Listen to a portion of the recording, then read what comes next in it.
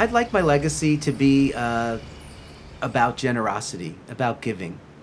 I believe if we all give, there's more than enough because we're all giving. Before, there were instruments. There was the body. Before there was language, there was breath. And somewhere in between, there's the whistle. A sound dismissed by most, embraced by few.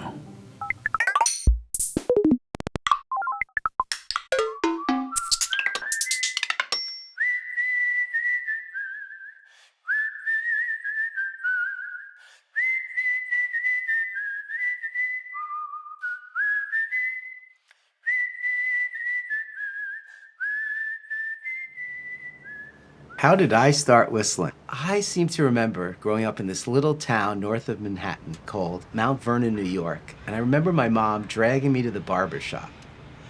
And I must have been, I don't know, 4 or 5 years old, and she dragged me to the barber shop. And the only thing I really liked about getting my hair cut were the bunch of guys outside of the barber shop whistling. And these were not just normal whistlers. These guys had the little flutters and kind of cool in and outs, and it was noticeable.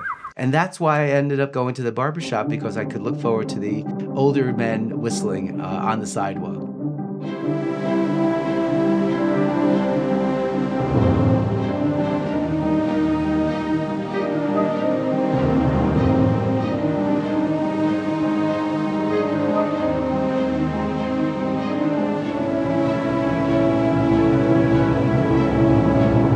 Yes, I do remember the first song I whistled that brought me to a new level. I remember I was in college in State University of New York at Oswego. My best friend David Perlow was going to school there, and he had a whole fraternity group movie. And before the movie started, as people were getting assembled and sitting down ready for the movie to start, all of a sudden I hear,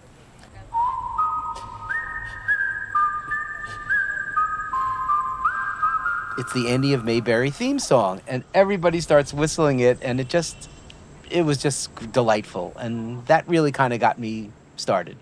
My father was a cantor, a singer for the temple, and so I grew up around music, kind of classical music, European sound from my folks.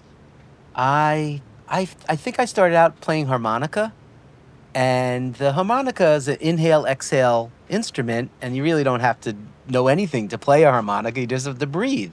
So I think that's where I got the background for whistling. I'm making this up, but I may have lost my harmonica, and I decided I wanted to have some music going. So I just kind of inhaled, exhaled, and whistling came out. I'm going to say that's sort of how I got started.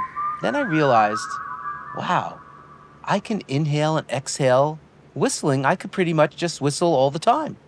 And that's what got me started.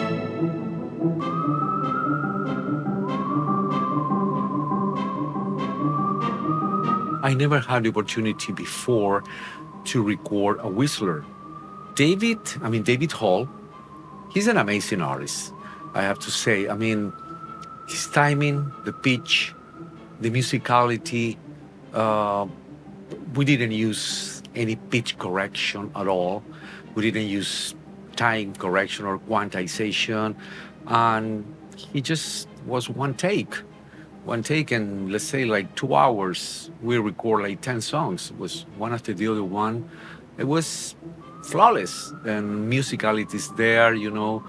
The guy is amazing, and people don't realize how difficult it is. We all of us can whistle here and there a little bit, but this is a different level, you know. This is a different level of perfection, the airflow, the sustain, the musicality. It's the whole package, I would say. Yeah, that's David Hall, the whistler. Yeah. My name is Janet, and I've known David Hall for about 10 years. And I have to express the joy and the love that I feel knowing this gentleman. He whistles from his soul. I could compare it to a bird in the morning when it wakes up and sees the sun. That's David. David sings from his soul. It's about love. It's about joy. It's about being David on this planet at this time. It's about love.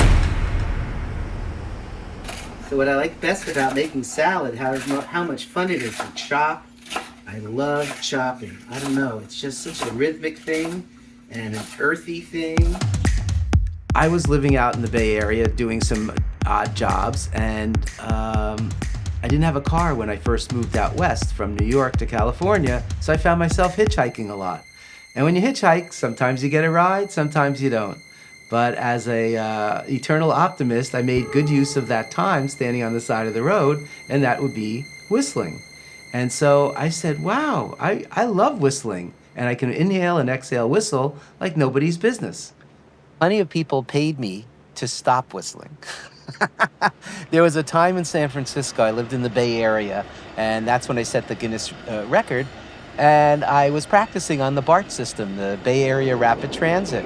And of course, you're not allowed to. I mean, it's kind of illegal to perform on the subway system.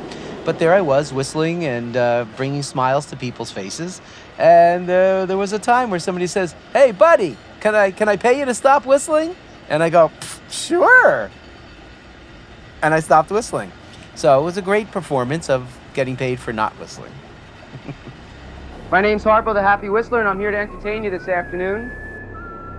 I actually went on the BART system trains in San Francisco and practiced whistling before live audiences and tipped the hat, got some tips, and let people know that in about 3 months, on April Fool's Day, 1983, I'm going to set a Guinness Book of Record for whistling.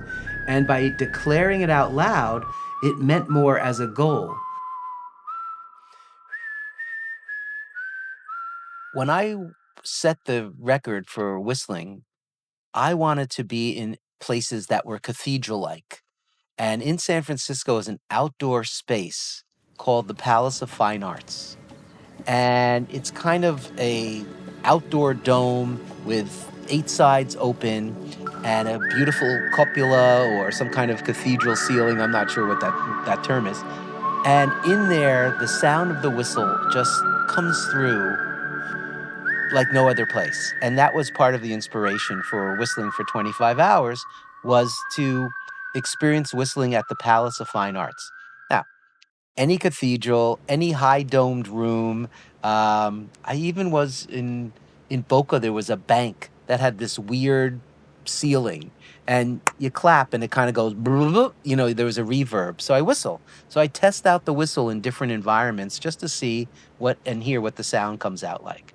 So any auspicious space is good for me. Hi, I'm Barbara Bayer.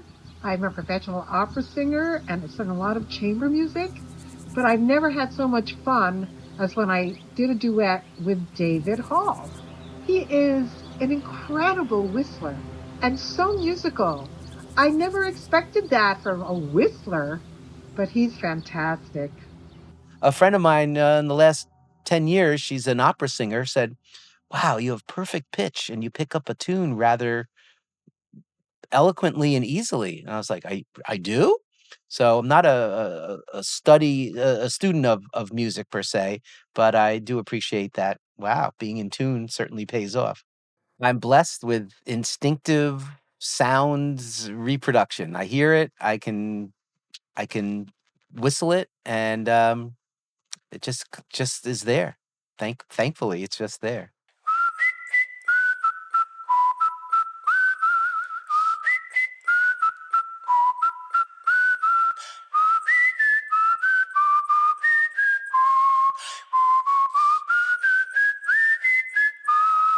My repertoire consists of TV theme songs, jazz improvisation, Broadway tunes, happy songs. That's why I bill myself as Harpo the Happy Whistler. My name is Andy. I'm here to tell you about Dave Hall. It makes people feel really welcome. And also, he just reminds me of that song, Whistle While You Work, from the Snow White movie. I think he's all of the dwarves rolled into one, except grumpy. David Hall stands for peace on earth. And knowing that David Hall is in my life just makes things better. David Hall, one of a kind man. and he just makes you feel so good. He is someone who just creates good vibes wherever he is. He whistles while he works. David's just one of the most beautiful people on the planet. He has shifted me into being a better person. I've known Uncle Dave my entire life, and that's just him, starting new things and people tend to follow. I grew up in Mount Vernon, New York, and I met David Hall when we were about 8 years old. He was a great whistler back then. He's still a great whistler now. I know a man with a mystical gift. Could whistle so long that time started to shift. They call him Sir David, the wind-blessed troubadour. I just want to thank you for being the radiant light in our community, the source of humor and inappropriate jokes and fun and beauty. But you are uniquely beautiful, and I love you. And you are the greatest whistler in the world. You whistle all the time, and you whistle in the car all the time, especially on our road trips. And it is the music that fills our experience and just elevates it. And I so totally see you at Carnegie Hall.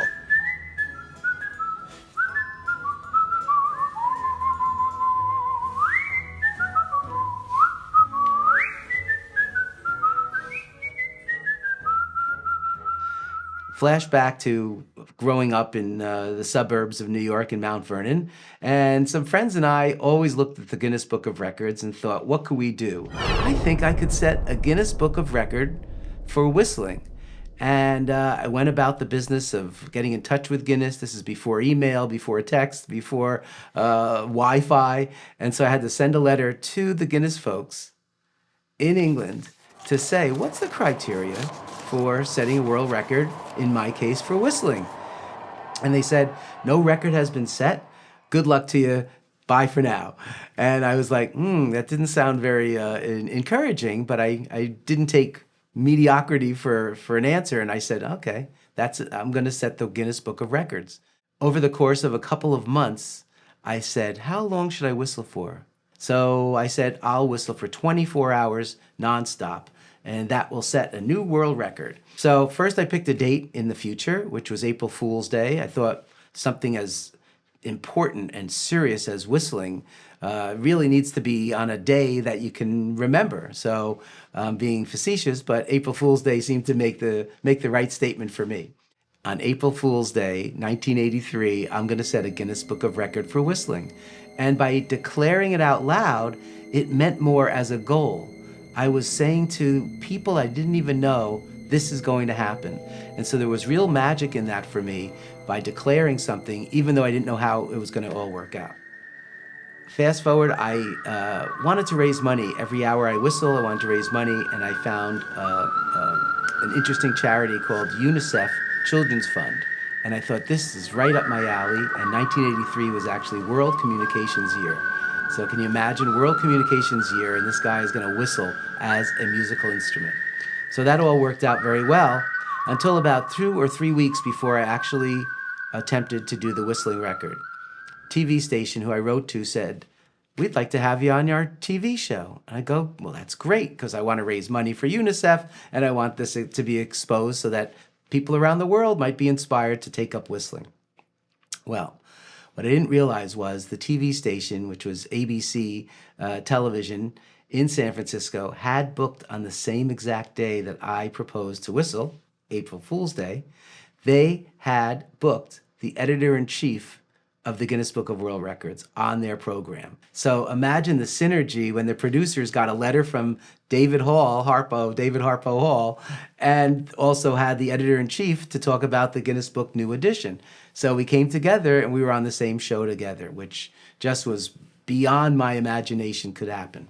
Do you feel now that you've really made some major contributions to humanity in what you've done today? Of course, naturally, indubitably. Well, and before we count him down, I think what we have to do is get the official man himself out here. So Norris McWhirter from Guinness Book of World Records, why don't you come out? And Norris, what do you think? Do you think this is really going to be an official first record, huh? It's one of the most heavily invigilated records I've ever seen. They've got the wire services here, television, radio, and a tremendous logbook with all the chart of all the witnesses, and it's tremendous. I've even seen the music as his repertoire. Okay. Now, understand, we're going to count him down, right? Here we go. 8. No, wait a minute. 6, 5, 4, 3, 2, 1. All right, let's hear it for him. Yes, you made it. All righty. What's your first reaction? You can now talk.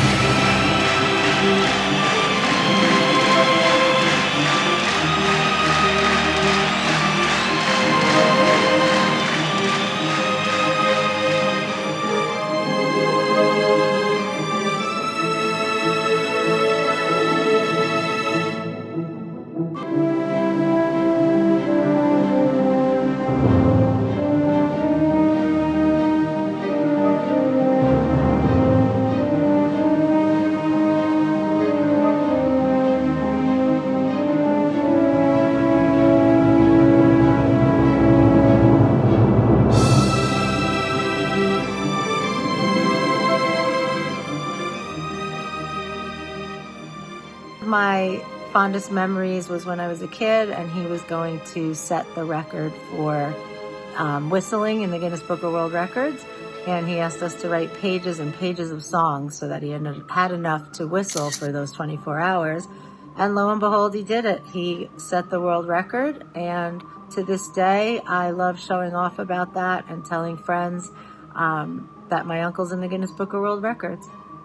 He's got this whimsical, upbeat, goofy personality. And with that, he has his own theme music where other people get to experience him even in a nonverbal way. And I think that's super cool. I love you, Dad. After whistling for 25 hours and establishing a Guinness Book of Records, it's like, what's next? What else can you do? Setting lofty dreams and goals is, we're lucky to be able to even do that. And so I've now established my new goal, which is to whistle in New York City at the most prestigious hall of music there is. My goal is to whistle at Carnegie Hall and to put on a performance, specifically Mary Poppins. And all the songs in Mary Poppins make me feel good and make others feel good, and it's just, it's part of my personality. Spoonful of sugar, supercalifragilistic, chim chimney, chim chim cheree. So I have a vision, kind of like setting the Guinness Book. Just create the idea and then put the pieces together and see if you can create the idea into reality. And so I've actually contacted Carnegie Hall for 2027 to see if I can book the space.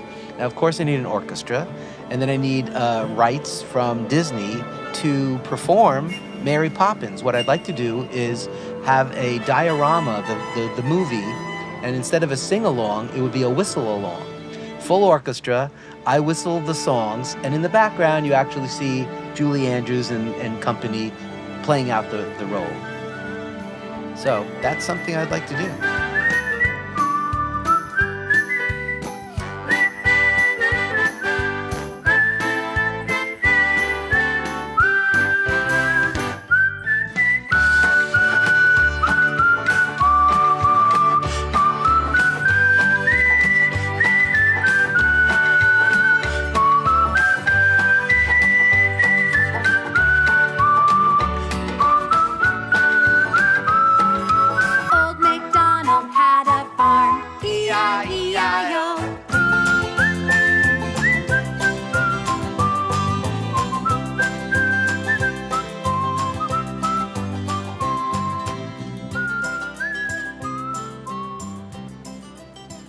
It's really being clear, having a focus.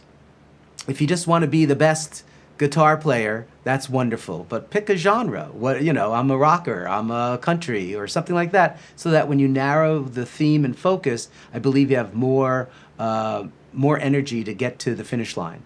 We all have virtues and we all have value. It's a matter of tapping into what is that we can present to the world.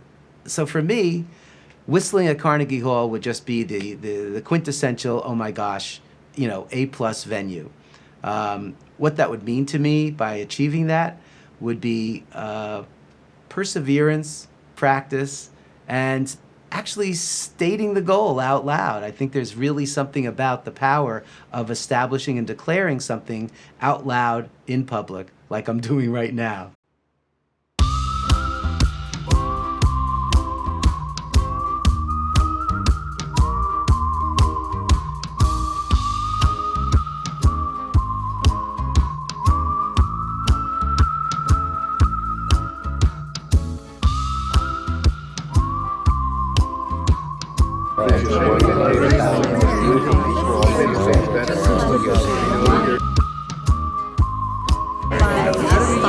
Hi there, my name is Janet, and I've known Dave. Been such a gift. The way you show up as a devoted partner, a loving